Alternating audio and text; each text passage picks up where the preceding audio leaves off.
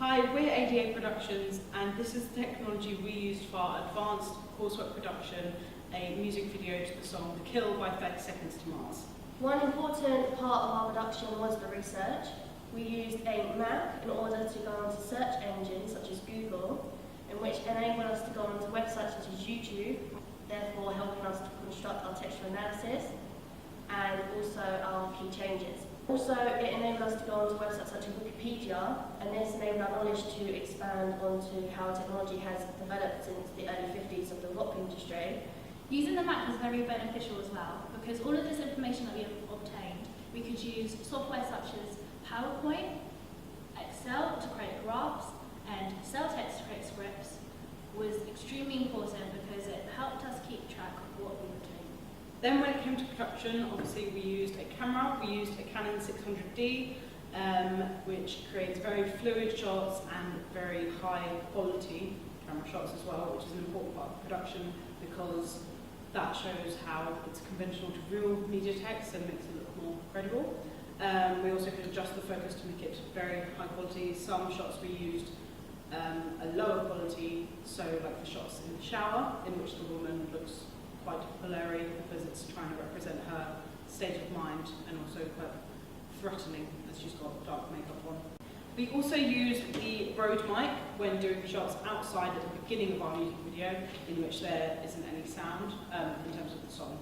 And we wanted the ambient sound of the outside when the male was walking out of the house and getting into the car, and also wanted there to be the sound of the door slam, which was hard to do as we had to get the mic and the camera into the car efficiently. Something that the shoulder rig really helped with. The shoulder rig helped with making fluid shots and fluid movements such as tracking and panning shots, as we were able to make sure that the camera was not moving or looked shaky outside. For this purpose, we definitely wanted it to be fluid camera movement and shots. This also helped in bedroom scenes in which one of our main protagonists, our actor, was on the bed, and we had to stand over them using the shoulder rig, looking down on them to create an aerial shot. We were not able to use the crane for this purpose as we were in a house and we couldn't get the crane to that location, so the shoulder rig definitely helped there to make sure that all the shots were fluid and not shaky, as especially when you're trying to balance on the bed, which is obviously not sturdy.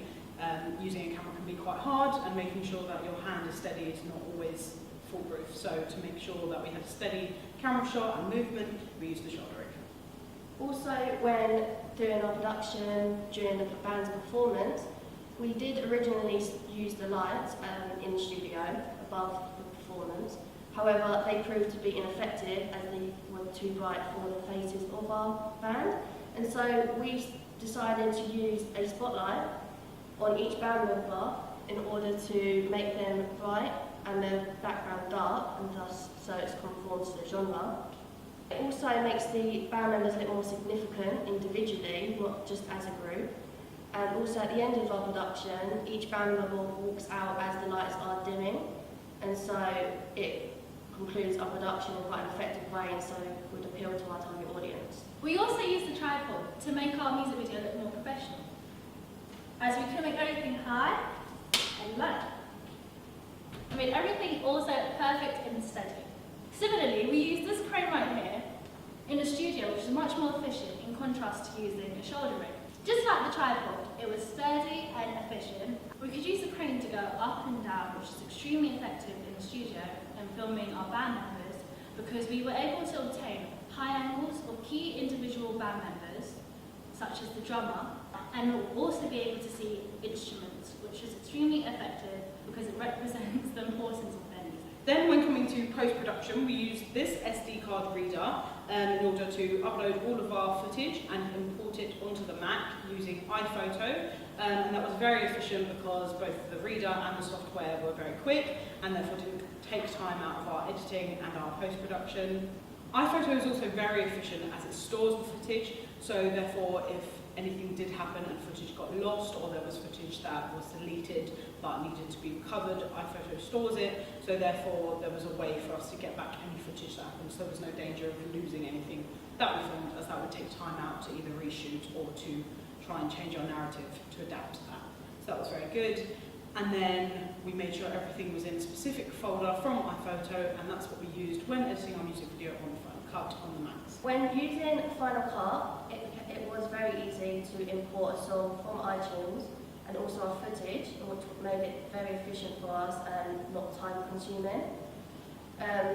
Also, the tools at the bottom right hand side of the software enable us to cut and put together footage in a fluid motion, so it creates more of a professional look. Also on Final Cut there are advanced settings whereby you can adjust the speed and the volume of your production.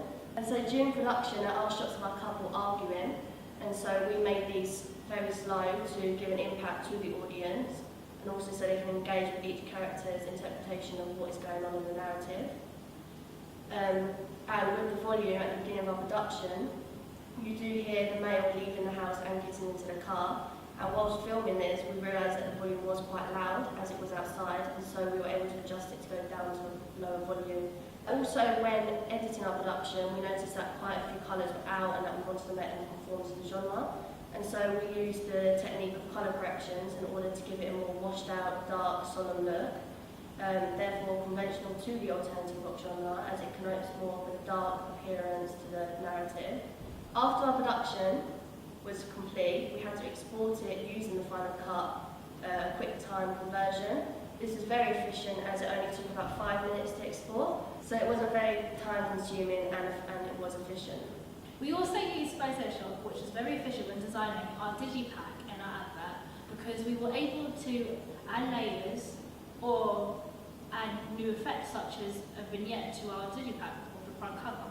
Also, we can change the hue, brightness, saturation and contrast, which is extremely effective as it enabled us to conform to the genre. Also, during the evaluation stages, I did use the software LiveType, as I found it very efficient to create the titles for especially question 1, and it was also easy to import this onto Final Cut for the evaluation. For our evaluation, Danielle and I used Final Cut and also went online to access YouTube and obtain music videos which fit in within our chosen genre, which was alternative rock. We imported the clips and made sure it merged perfectly, so it showed how it was intertextual to our music video. For my evaluation, I used Movie Maker as I found that it was more efficient and I knew how to use it better. For things like titles, I didn't have to use LiveType to create the titles for the evaluation. So question 1, I found this was helpful as I could just do a long title before all of my clips of music videos that I obtained in the same manner as Amber and Danielle by importing them directly onto my laptop and put them on Movie Maker. I just felt like it was more efficient and easier for me to use. Myself and Amber also recorded in the radio room on Cubase software, and this was very easy for Amber to import onto the Macs and put on Final Cut, and I put this onto my own personal laptop and put it on Movie Maker, and then it was very easy for us to cut the audio and make sure that it all flowed perfectly, and if there were any gaps or any places where there were other sounds, we could take that out efficiently and also turn down the volume. So both softwares were completely fine for that. On the other hand, I used the Yamaha Pocket Track Recorder as I found it easier than using the Cubase, as when recording your voice on the Cubase you can hear yourself back, and I found this quite distracting and it made my speech more slurred. So therefore I took this hand recorder home and managed to record my own voice in my house, and therefore I felt comfortable when recording and everything went more efficiently. Also on the Yamaha Pocket Track Recorder there are folders measuring from A to D, so when importing it onto the computer it was easy to find my files. I, on the other hand, quite liked hearing my own voice, as I knew that my speech was coming across as not slurred and was quite fluid, and also you could listen back to the track and choose where you wanted to go from, which I found was very efficient, not as time consuming, and then also just get rid of clips that I didn't want. And then when exporting it, all I did was export it onto my USB, and then I could take it home and put it on my personal laptop and use Movie Maker, like I said, and then Amber put it onto the Mac and use Final Cut. But yes, all softwares were very efficient for this